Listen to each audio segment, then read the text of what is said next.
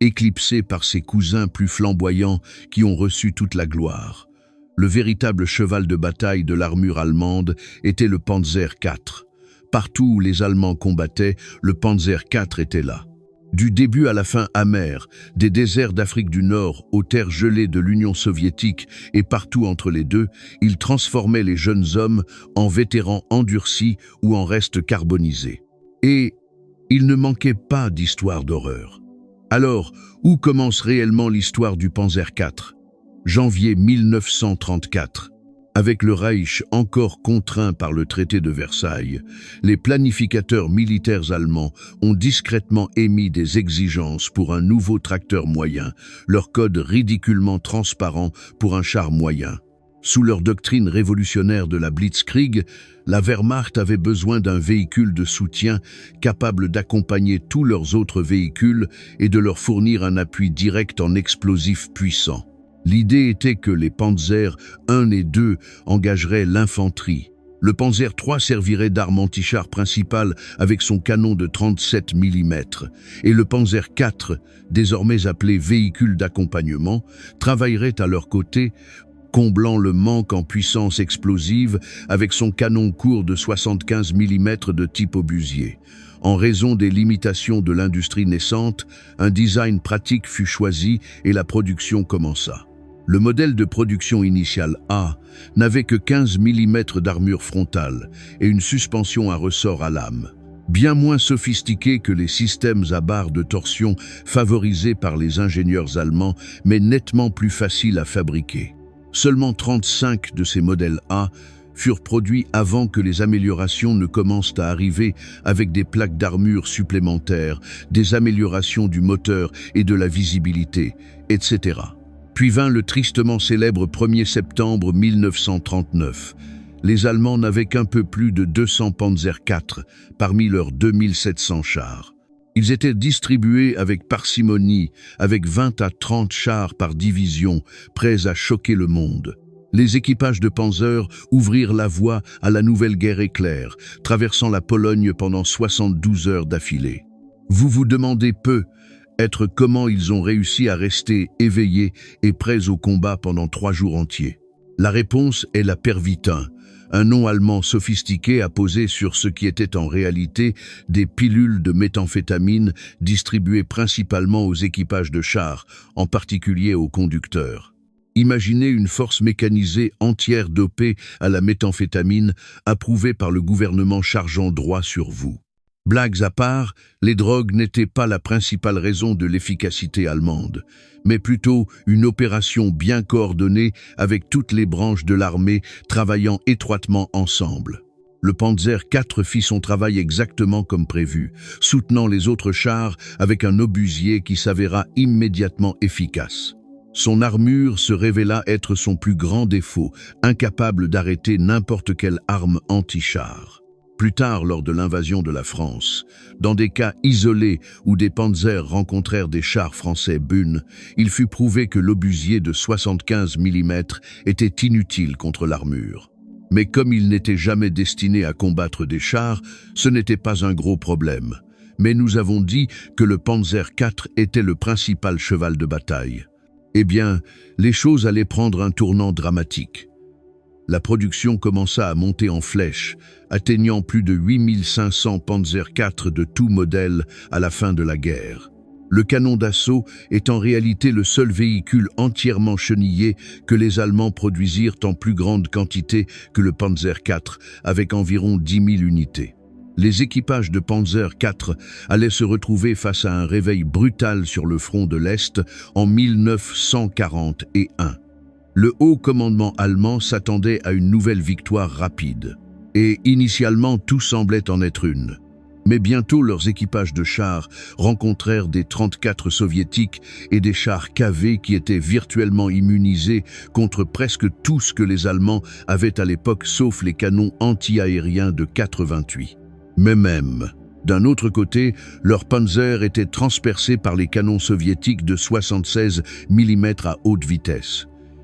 Hitler, lisant ces rapports paniqués, prit l'une de ses rares décisions militaires sensées. Au début, le Panzer III fut amélioré d'un canon de 37 à 50 mm, mais celui-ci devint rapidement obsolète aussi. Parce que le char conçu pour combattre d'autres chars ne pouvait plus être surarmé en raison de son anneau de tourelle plus petit, qui ne pouvait accueillir rien de plus grand qu'un canon de 50 mm.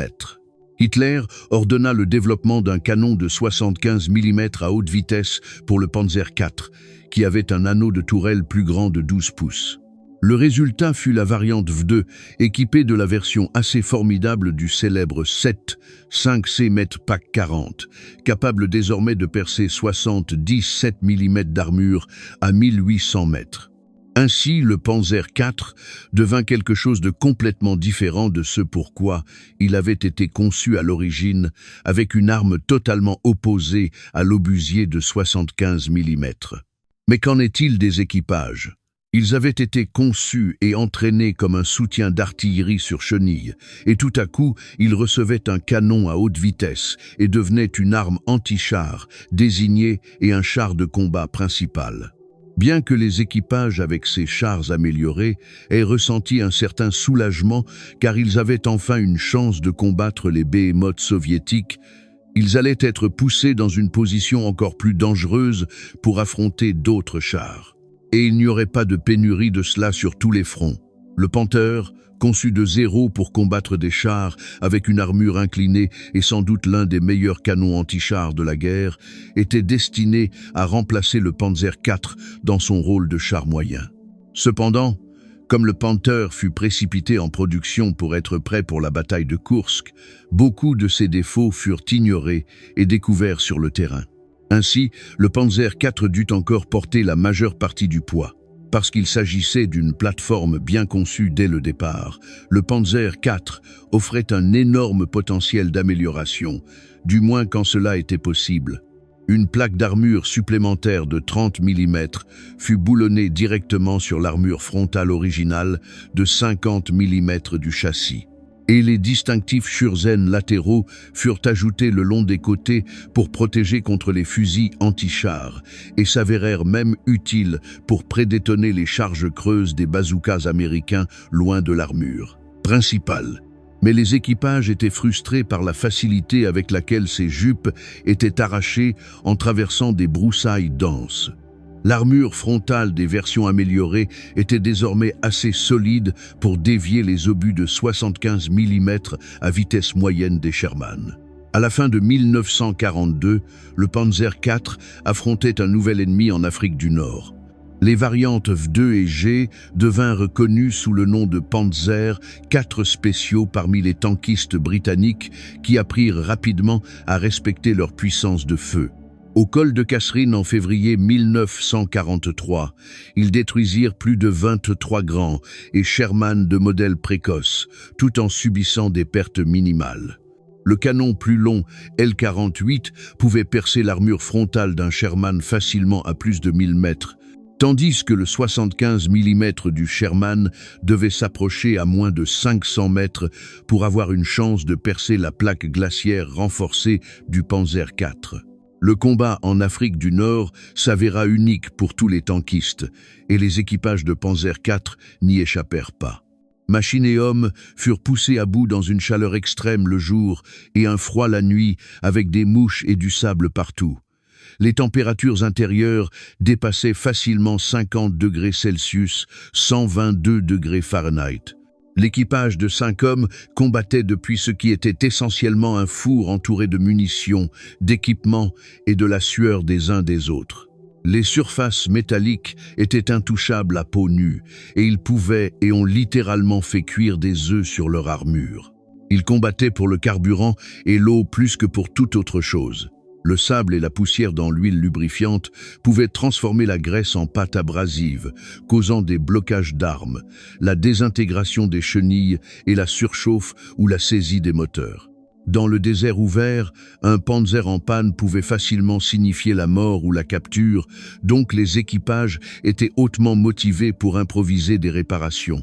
Au début de 1943, l'Afrika Korps était acculé en Tunisie, en infériorité numérique et coupés des approvisionnements alors que les Alliés lançaient leur offensive finale, sans voie d'évasion possible car la défaite devenait inévitable. Des ordres furent donnés pour détruire tous les panzers restants afin d'empêcher qu'ils tombent entre les mains des Alliés. Un vétéran raconta comment son équipage versa du sable dans le réservoir de carburant, fit tourner le moteur jusqu'à ce qu'il saisisse, puis enfonça des pierres dans le canon, chargea un obus E et tira le canon à distance avec une ficelle. Cela laissa le char complètement détruit avec un moteur mort et un canon explosé, donc inutile pour l'ennemi. Cependant, si vous pouviez demander à n'importe quel vétéran d'équipage de Panzer quel était son pire poste, il pointerait généralement vers l'Est. Outre le fait que 75% de toutes les pertes de Panzer IV eurent lieu là-bas, la nature même du front et du combat était carrément horrifiante. Des vagues massives de chars soviétiques chargeant en nombre apparemment infini et des combats extrêmement rapprochés brisèrent la psyché des tankistes. Les températures subtiles de moins 40 degrés Celsius, la neige et la boue ravagèrent machines et hommes, tout comme la chaleur et le sable en Afrique. Le fluide de transmission devenait si visqueux qu'il fallait le chauffer avec des torches pendant jusqu'à 1 heure avant que le char puisse bouger. Le système de démarrage du moteur Maybach échouait fréquemment, forçant les équipages à allumer de petits feux sous le moteur, puis à utiliser le système de démarrage à inertie à manivelle. Même le carburant et la graisse pouvaient geler, rendant la simple mise en marche du char un cauchemar. Les équipages improvisaient pour chauffer quelque peu leur char pendant la nuit et dormaient à l'intérieur en respirant des vapeurs d'essence pour ne pas geler à mort. Si les engelures étaient courantes, le stockage des munitions était une autre horreur pour son équipage. Le Panzer IV transportait entre 80 et 87 obus de 75 mm selon la variante, et ils étaient stockés dans des casiers à travers le compartiment de combat, y compris dans des positions vulnérables sur les côtés du châssis.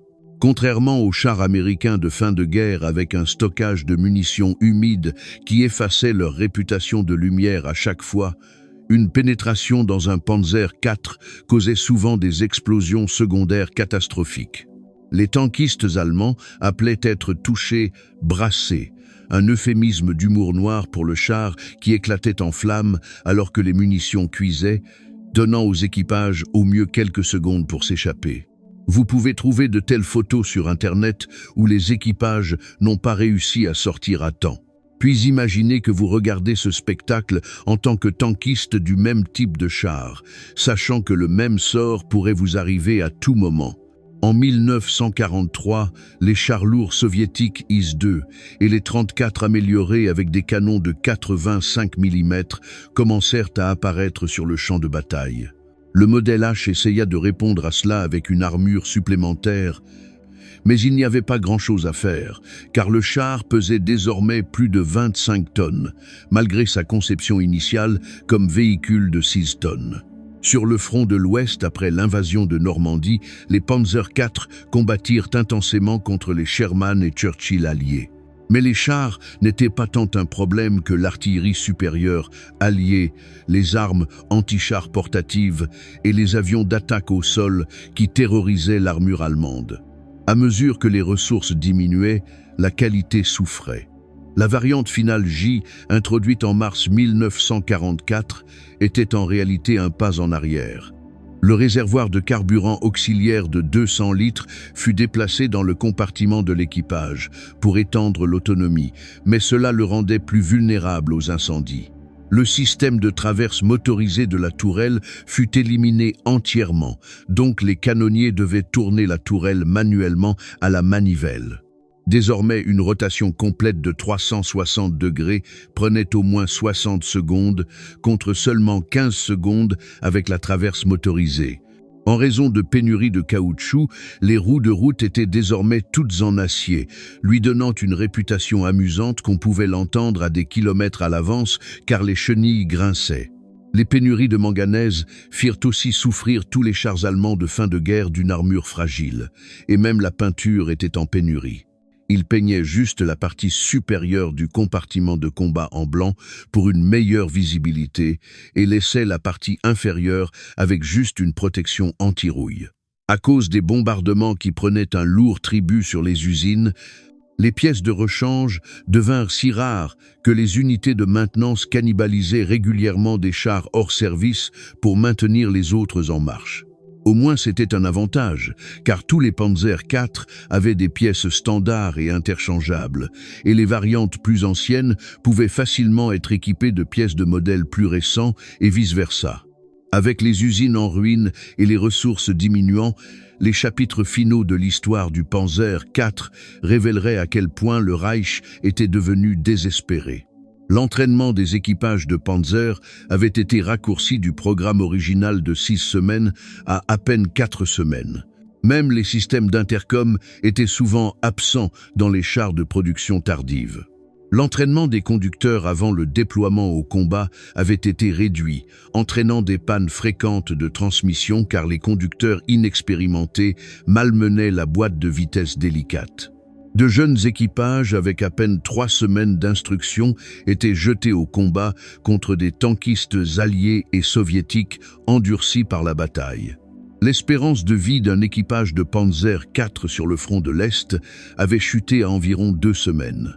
Alors que le Tiger était une prima donna surconçue qui donnait aux Allemands un espoir désespéré, la réalité était que pour chaque Tiger opérationnel sur la ligne de front, il y avait 20 Panzer IV. Et le taux de disponibilité opérationnelle moyen pour les Panzer IV était de 62% contre seulement 37% pour les Tiger. Donc, même quand des Tiger étaient sur le champ de bataille, plus de la moitié d'entre eux ne fonctionnèrent pas.